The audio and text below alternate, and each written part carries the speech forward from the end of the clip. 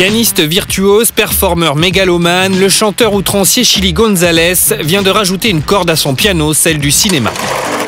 Voici le film Ivory Tower qu'il a pensé, produit, coécrit et interprété. Véritable objet filmique non identifié, il emprunte son esthétique tant à la pub qu'au clip ou au cinéma de Cassavetes. Pour résumer, ce film est une comédie familiale où la rivalité de deux frères se matérialise autour de parties d'échecs. On a essayé de faire un film assez classique dans la structure, un film sportif, sur un sport quand même, un sport cérébral, les échecs. Et un film sur la famille, tout bêtement.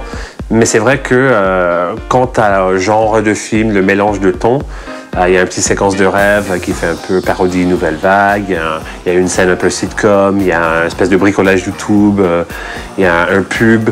Donc, nous, on a un peu la mentalité de South Park. Oh mon Dieu, quelqu'un a filmé l'accident de Kenny! Espèce d'enfoiré!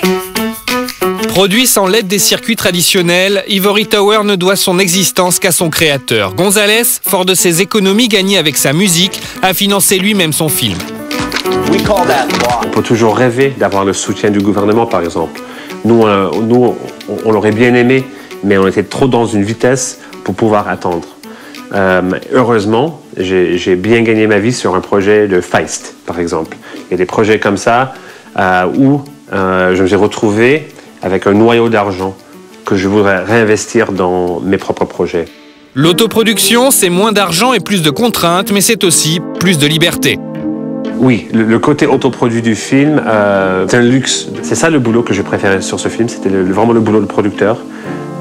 D'avoir participé au financement, de voir comment ça se passe, comment ça se met ensemble, et de quand même, dès l'écriture, jusqu'à la première à Locarno ou à la mention spéciale, il y a 13 mois qui se sont passés. Donc on est d'une souplesse, d'une flexibilité que les gens qui font les films d'habitude ne peuvent même pas comprendre.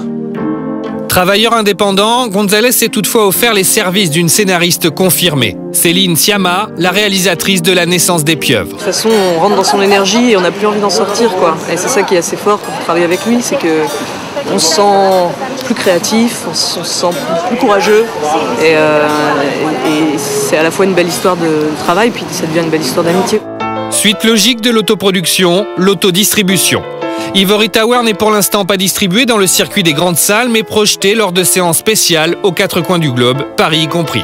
On a fait des projections à Londres, projections New York, Los Angeles, Tokyo, Allemagne, Angleterre, en France.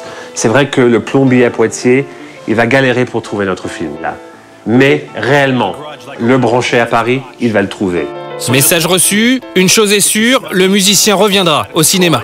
En fait, j'aimerais bien produire, j'aime bien l'idée de choisir des gens et de suivre un projet, peu importe si je joue dedans vraiment, parce que les petites addictions que j'ai pour jouer, il est facilement nourri par aller sur scène. C'est pas forcément que je préfère le caméra. Et pour ceux qui, comme le plombier de Poitiers, n'auront pas la chance de voir le film, le disque du même nom signé González est déjà dans les bacs.